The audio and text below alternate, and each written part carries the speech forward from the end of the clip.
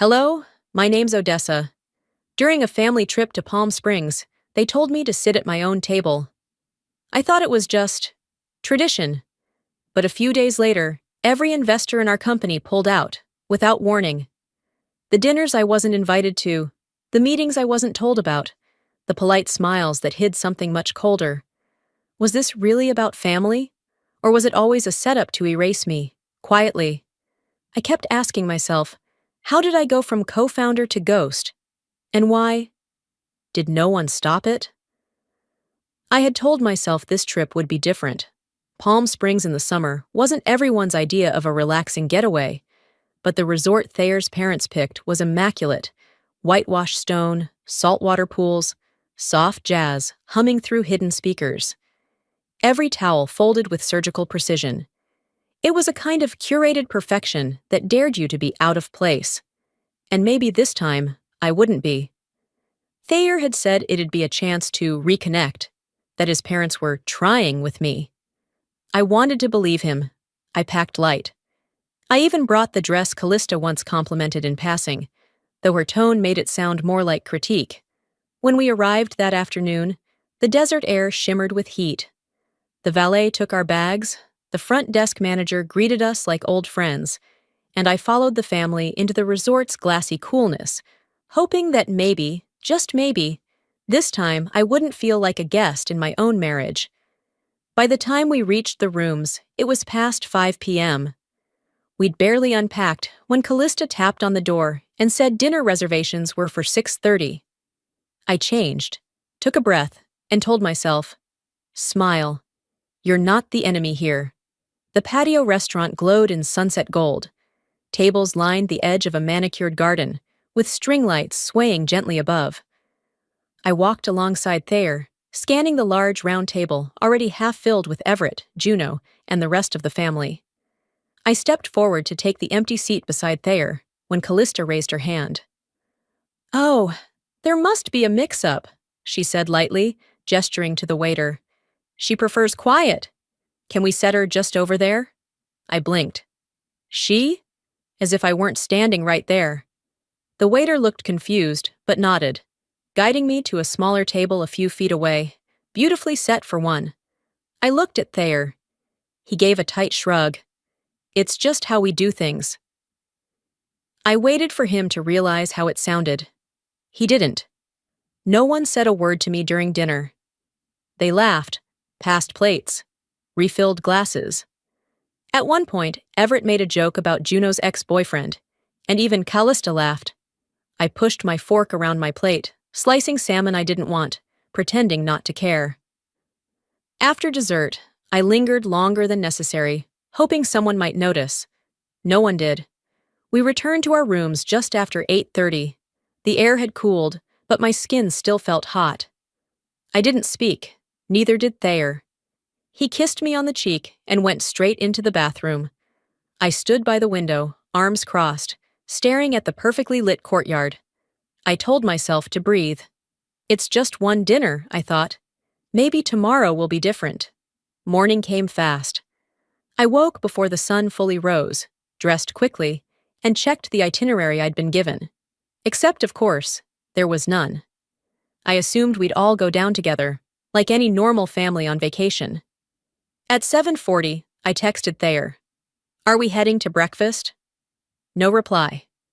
I waited another 10 minutes, then decided to go look. Maybe they were still getting ready.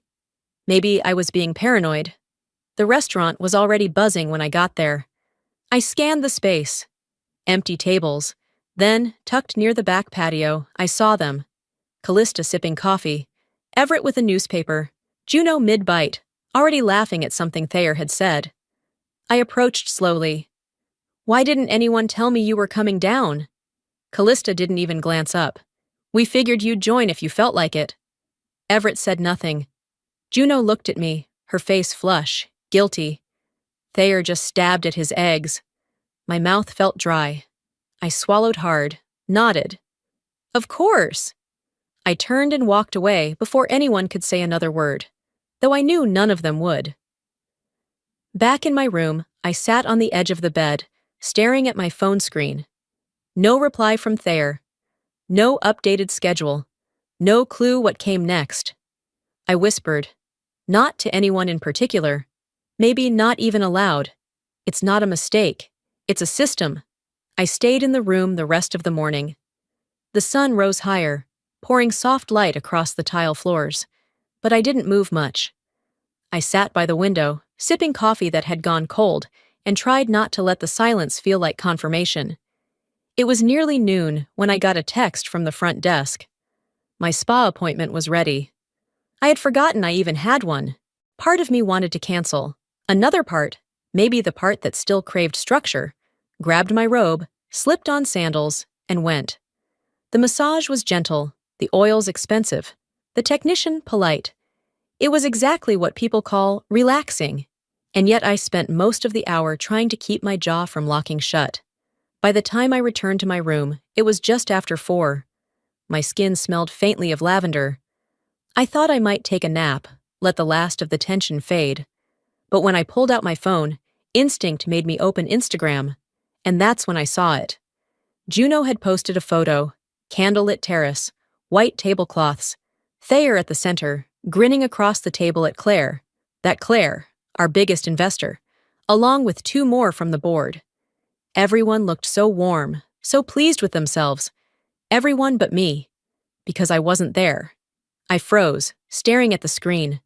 I checked my texts. Nothing. My email. Empty. I scrolled again, thinking maybe it was from another night, but the timestamp was clear. Tonight. 6:42 p.m. I hadn't even known they were meeting, let alone pitching. My pulse ticked up, slow but sharp. I set the phone down, stood up, then sat back down, unsure what to even do with my hands.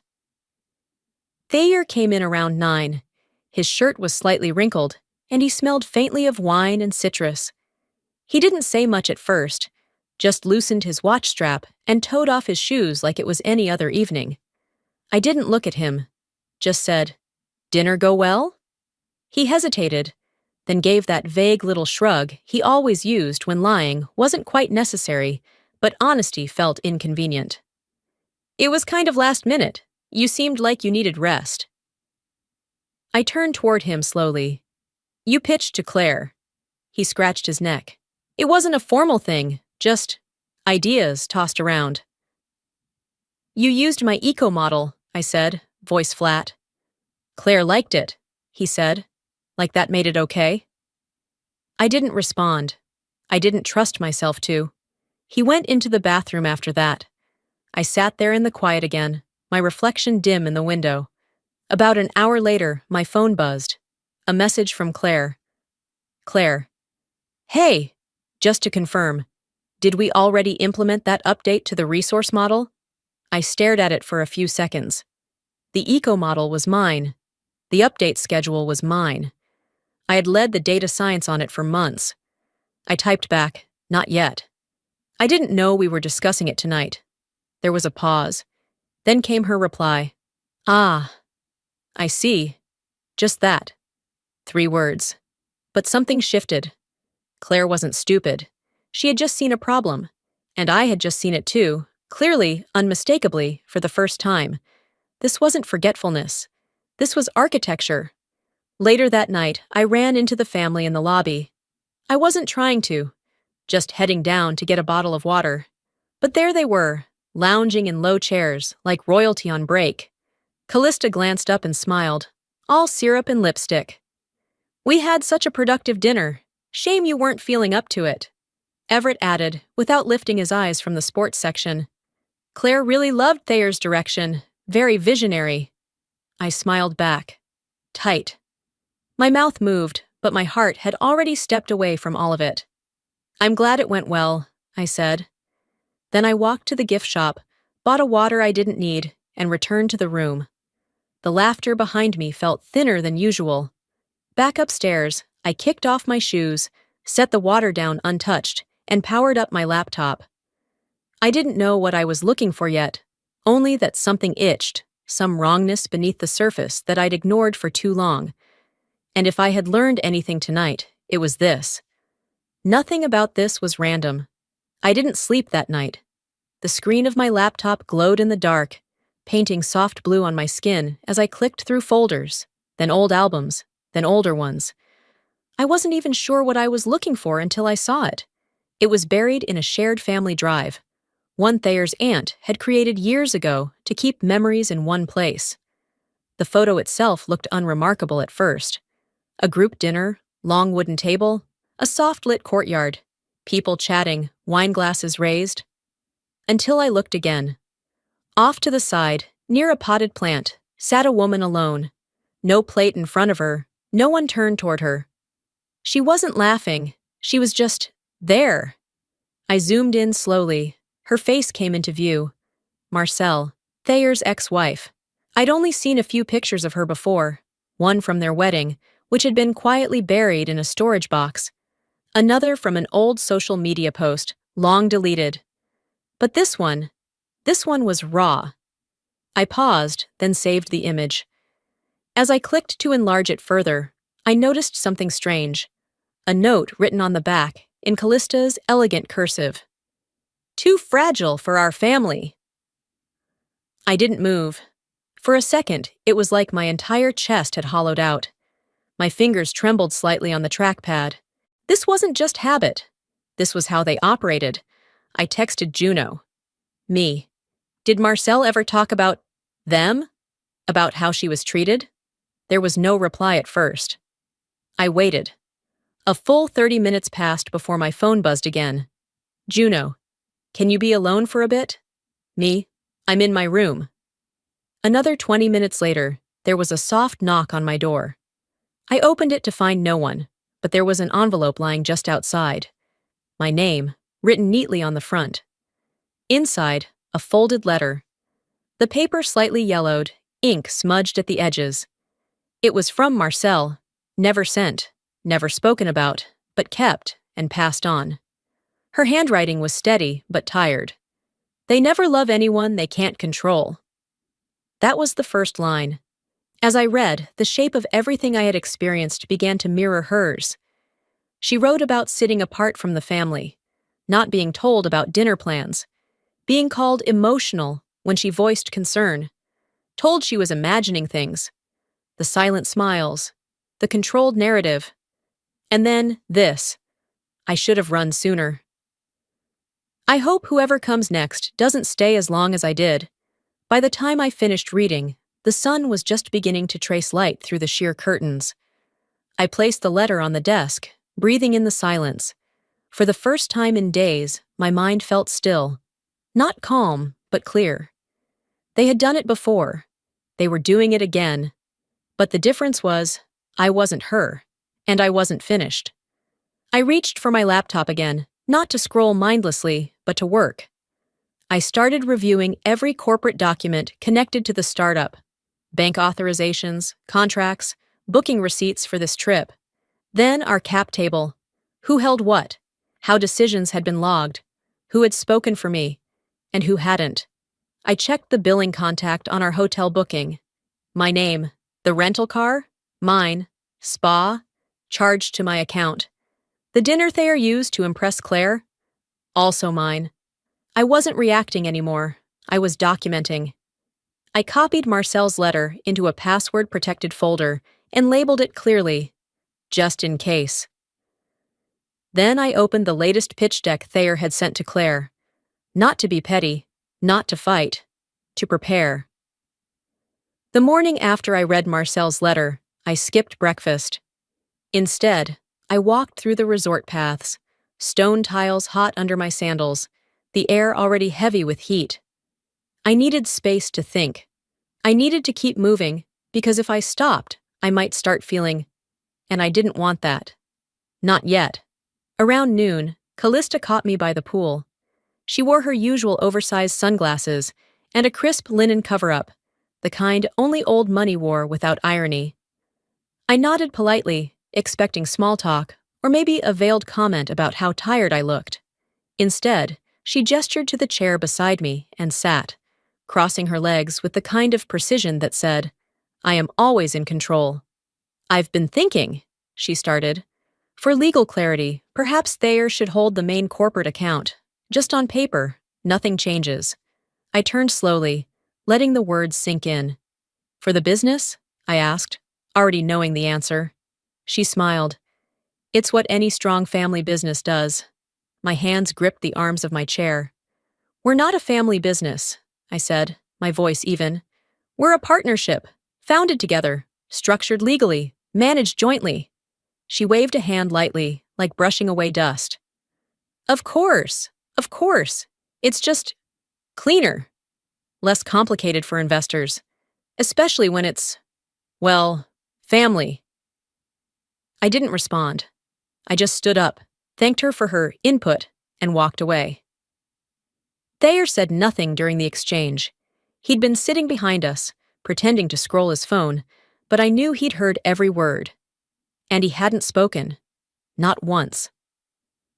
Later that afternoon, as the sun dipped lower, casting amber over the desert, I returned to my suite. I didn't turn on the lights. I sat on the balcony instead, trying to let the quiet do its job. That's when I heard voices below. Male. Familiar. I leaned forward slightly, careful not to be seen. Thayer and Everett sat at one of the courtyard tables. They each had a drink in hand. From this height, I could hear most of it. Once your name's on it, Everett said, we can restructure, make it cleaner, keep things streamlined. She won't like that, Thayer replied. Everett chuckled. She doesn't have to. I froze. They weren't discussing a suggestion. They were planning a removal, and not just from the business, but from control, from ownership, from her own creation, from my creation. I backed away from the balcony, hand gripping the sliding door. My stomach turned, not from shock, but from how unsurprised I was. I'd felt it coming. Now it had a voice. That night, I couldn't sleep. I lay in bed staring up at the ceiling fan, listening to its soft, rhythmic hum. My mind played reel after reel of everything I'd built, every late night, every pitch meeting, every deal I closed that Thayer took credit for because it made things easier.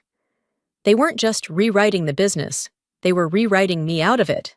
I turned on the bedside lamp and grabbed my laptop again. I needed to act, but not emotionally, not recklessly. I'd seen where that got Marcel. They'd painted her as unstable, fragile, incapable. They wouldn't get that narrative with me. So I drafted a message, encrypted it, sent it to a secure account I rarely used. Subject line, Red Phase Protocol, activated. The morning came with music, not the kind you welcome. It drifted in through the patio doors, soft jazz from hidden speakers near the pool deck, Sunday brunch, family style, white linens, silver pitchers of orange juice, careful laughter arranged like centerpiece flowers. I didn't want to go, but staying in would have looked like avoidance. And right now, I needed to look composed. So I dressed, tied my hair back, and walked toward the terrace with a face that didn't match my mood. By the time I arrived, the table was half full. Thayer sat next to Callista. Everett poured himself another mimosa, already relaxed. Juno caught my eye and gave me a tentative nod, as if she wasn't sure where she was supposed to stand anymore. A server placed a plate in front of me. Eggs, fruit. I hadn't requested anything. I was reaching for the salt when it happened. A sharp yelp, then a splash of water. Everyone turned. Callista's nephew, maybe 5 or 6, had tripped near the edge of the pool. He wasn't hurt badly, but the scrape on his arm drew instant attention. He cried, held his elbow, and reached for Callista, who bent to inspect the bruise. And then came the dagger, smooth and subtle. I assumed Odessa was watching him, Callista said, still bent over. She's always so attentive when it's about her company. The table fell quiet. No one laughed. No one dared. I set my fork down. If you're going to insult me, I said, voice flat, do it directly. She straightened slowly, brushing non-existent lint from her dress. Why would I do that? She said, her tone sugar-sweet. We're family. I glanced at Thayer. He looked down at his plate, chewing slowly, as if he hadn't heard a thing.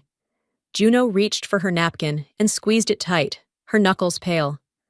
I stood up without a word and left the table. Late that afternoon, I found a quiet corner by the gardens to breathe. The heat was heavy, pressing into the back of my neck. I took off my sandals and let my feet feel the warm stone beneath them. That's when Juno found me. She didn't say much, just handed me a bottle of water and sat beside me for a few minutes in silence. "She does it to everyone," Juno said finally. "The smile, the hints, the way she makes it seem like you're the problem." I nodded. "She's not subtle." Juno gave a short laugh, but it didn't reach her eyes. That evening, I watched them from across the lounge. Callista whispered something to Juno and linked arms with her, leading her toward the private walkways behind the cabanas. They were gone for maybe 20 minutes. When Juno returned, her face looked changed, tight. She passed me on the way back to her room, didn't say anything, but her eyes caught mine just long enough. I understood. At dinner that night, the atmosphere had reset. Faux pleasantries, and a carefully arranged seafood platter.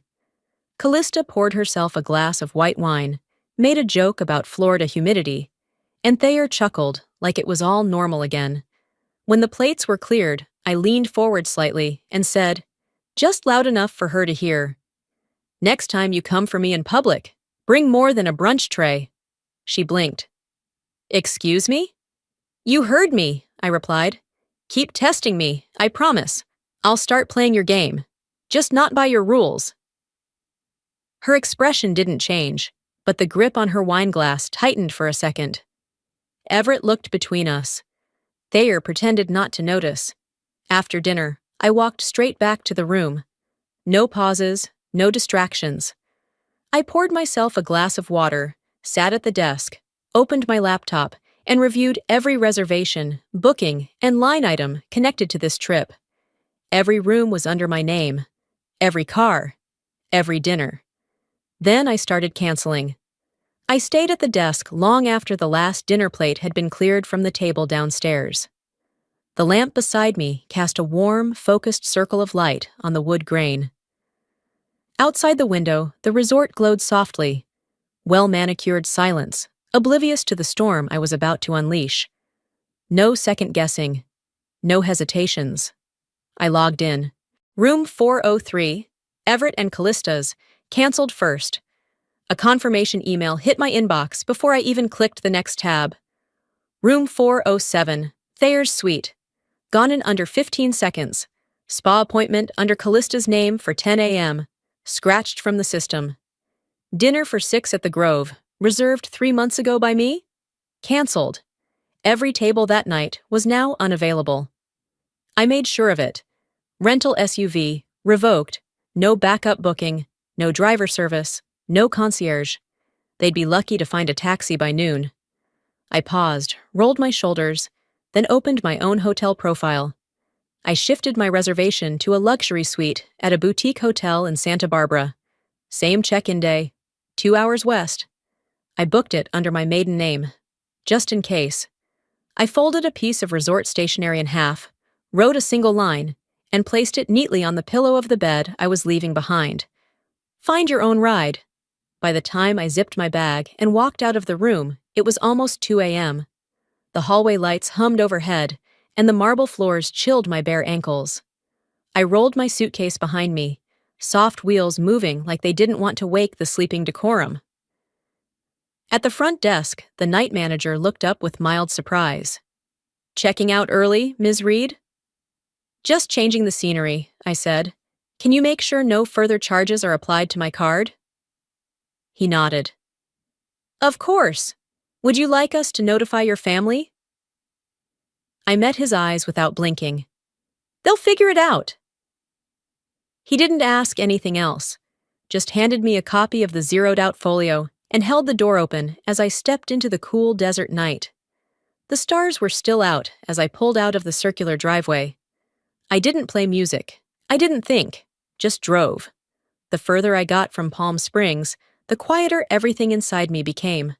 At a rest stop past Indio, I parked beneath a dim lamppost and made myself stretch. My back cracked from the tension, but I didn't mind. I pulled my phone from my tote, found the draft I'd saved earlier. 2. Clear subject. Clarification on leadership roles. The body was short, measured, director. I read it once more, my thumb hovering over send. Not yet. I bought a coffee from a tired-looking vending machine, leaned against the hood of the car, and let the steam warm my face. Let them burn a little, I whispered, because by the time they realized what I had done, it would already be too late. By noon, my phone vibrated on the passenger seat. Unknown number, South Carolina area code. I answered, already knowing what it was. Ms. Reed? A calm voice asked. This is Officer Daniels with the Hilton Head Police Department. Your husband has filed a missing persons report. I pulled the phone from my ear slowly, setting it down on the table beside my half-empty coffee. The hum of the cafe near the highway blurred around me. Missing persons report. That's what Thayer had filed. I wasn't surprised, not really. But the official tone in Officer Daniels' voice, the careful way he'd asked if I was safe, it landed like a cold stone in my gut.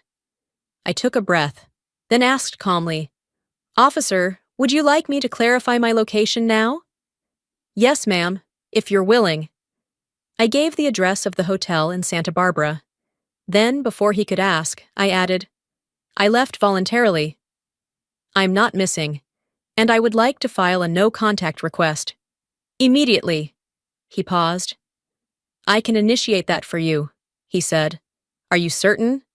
I've never been more certain in my life. By the time I checked into the executive boardroom I'd rented, the sun had shifted just enough to cast long shadows across the polished floors. Bottled water lined the center of the table.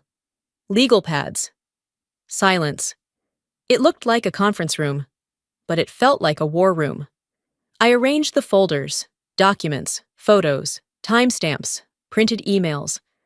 My laptop sat open to the master spreadsheet. Every cancellation, every booking, every name that mattered. Then I waited. The door opened precisely 5 minutes past the hour. First came Thayer, his eyes dark under the fluorescent light. Then Callista and Everett, moving like they were walking into a courtroom, not a family meeting. Juno followed last, clutching her phone like it was armor. Thayer was the first to speak. What the hell is this? I didn't look up. A conversation.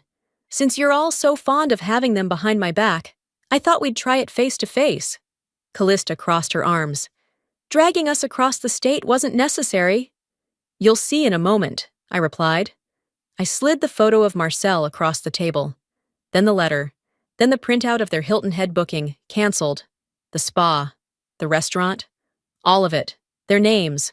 My credit card. My name behind the curtain. You humiliated us, Callista snapped. This was cruel. No, I said, voice quiet but steel-lined. You erased me. I just made it obvious. Thayer leaned back, his jaw tense. Everett said nothing. Juno stared down at the table. I tapped my laptop, opened an email log. All those investor calls you thought I didn't know about.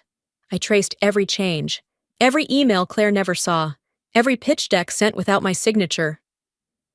I was trying to protect the business, Thayer said. From your wife? Silence. We built this together, I continued. You used me as a silent signature. A prop. Callista stepped in. That's enough. No, I cut her off. That's the problem. No one ever says that to you. I will. There was a break in the conversation. No one moved. My phone buzzed quietly beside me. It was a message. Unknown number.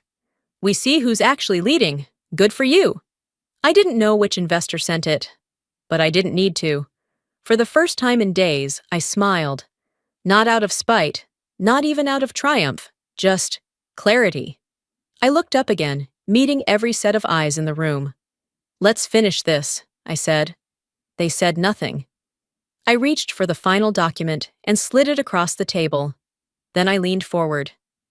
Now, I said slowly, either you step back, or I make sure no one ever trusts you with $1 again. I woke earlier than usual. The meeting room had cleared the day before, but the tension hadn't left me until sometime after midnight. I'd showered, crawled into the unfamiliar bed of my Santa Barbara suite, and for the first time in a long while, slept without interruption. Now the morning light was painting soft stripes across the floor of my new office. A clean, sleek space, minimalist, quiet, glass walls that looked out over the Pacific. The kind of office I'd once imagined, back when Thayer and I were just scribbling startup ideas on napkins. On the glass door, my name was etched in gold, Odessa Renly, CEO. I stood by the window, a coffee warming my hands, watching waves roll in. Then the notification came. The subject line was simple: change of direction, effective immediately. Claire had written it herself. We're formally discontinuing all investment collaboration with Thayer Renly. Moving forward, our funding and equity interest will sit solely under Odessa Renly's leadership. Legal updates will follow within 24 hours. I reread the email. Not because I didn't believe it, because for the first time, I didn't have to. I replied with 3 words. Acknowledged. Thank you. There was no trembling in my fingers, no lingering doubt, just the steady rhythm of breath returning to a body that had been clenched for far too long. I let the moment sit. Across the room, the framed photo of my first patent hung on the wall. Below it, the original mission statement I'd written alone on a hotel notepad years ago. Back when they said I was too idealistic. Back when Callista called it naive ambition. A vibration from my phone broke the stillness. Juno. Juno. Callista's losing her mind, screaming at the kitchen staff like they're shareholders. I smiled. Me. Let her scream. Not my kitchen. Juno. Thayer hasn't come out of his apartment. Me. Took him long enough? There was a pause. Then, Juno. You did it. I looked at her message. My fingers hovered, then typed back. Me. We did it. You told me the truth. That matters. There were so many things I could have said, but in the end, that was all that needed saying. I sat down at the desk, not across from anyone, not beside anyone, at the head. Boots off, feet up. A woman at ease in her own skin, her own seat. I called Evan, our lead engineer. Morning, he answered, his voice scratchy from coffee or lack of sleep. It's go time, I said. We're rebuilding the whole interface, under my name, under my rules. He didn't ask for confirmation. He knew. I've been waiting for this, he said. Me too. As we hung up, I glanced again at the name on the door. Odessa Renly. Not an extra seat, not a placeholder. The chair that had always been mine. Before logging off for the day, I clicked open one final folder. A photo, an old family picture from 3 years ago. Taken during a vacation I barely remembered enjoying. Everyone was smiling, and there, in the corner of the frame, was a chair at the end of the table. Empty. I didn't delete it, I just closed the file. 2 weeks had passed. Not dramatically, not loudly. They passed the way good healing does. Gradually, almost unnoticed, until you realize you're breathing differently. I woke up to the sound of distant seagulls and the familiar hum of traffic below. My apartment wasn't fancy. It didn't need to be. It was mine. Light poured through gauzy curtains. A breeze carried the salt of the ocean through the open windows, rustling the leaves of the little basil plant I hadn't managed to kill yet. The place was small. 2 rooms, warm wood floors, the kind of kitchen where you couldn't stretch your arms too wide. But everything in it had a purpose, and none of it had been picked out by Callista. My inbox was full, contracts to review, new partnership proposals to consider. But I didn't rush. There was no calendar controlled by anyone else, no voice in the next room asking, "Did you send that pitch yet?" No mild suggestion disguised as strategy, no veiled demand wrapped in etiquette. Just quiet, mine. Around mid-morning, Juno knocked, as she'd promised. She carried 2 coffees and a smirk that didn't quite hide the satisfaction on her face. "Morning," she said, handing me the better cup, because she knew the difference. I raised an eyebrow. "You're smiling like you've got something juicy." She didn't even pretend to hesitate. Callista's been pulled from 2 board seats. Word about the investor meeting got around. I sat down slowly, careful not to let my face twist into anything celebratory. And Thayer? I asked. Juno shrugged. Trying to raise capital, alone. So far, no one's biting. I nodded. Good, she added, quieter now. I mean, it's good, right? I looked out the window, past the rooftops, toward the curve of the coastline. I hope they figure it out, I said. I really do. Juno blinked. You don't hate them? I let the question hang. Then, I met her eyes. I'm done carrying them. She didn't respond for a moment, but she didn't have to. That was the thing about Juno. She understood the weight behind words, even the quiet ones. She left not long after. We didn't hug, just a nod, a small smile, a promise to keep moving. Later that afternoon, as I was sorting through my files, a message popped up on my screen. The name stopped me cold for a beat. Thayer. I see it now. I'm sorry. I never deserved you. I didn't flinch. I didn't cry. I stared at the words for what they were. A quiet admission, years too late. Then I clicked delete. Not because I was angry, because there was nothing else left to say. I opened a drawer in the desk and pulled out the family photo from the trip 3 years ago, the one with the empty chair. For a moment, I traced the edges of it with my finger. Then I slid it into the back of the drawer, not to erase it, just to stop staring. Some scars don't vanish, but they fade when you stop picking at them. That evening, as the sky cooled into lavender and blue, I stepped out onto the rooftop of my building. Barefoot, mug in hand, wind brushing through my hair. The city moved quietly below me. The ocean kept breathing, and I stood still, centered in something I had built with no one's permission but my own.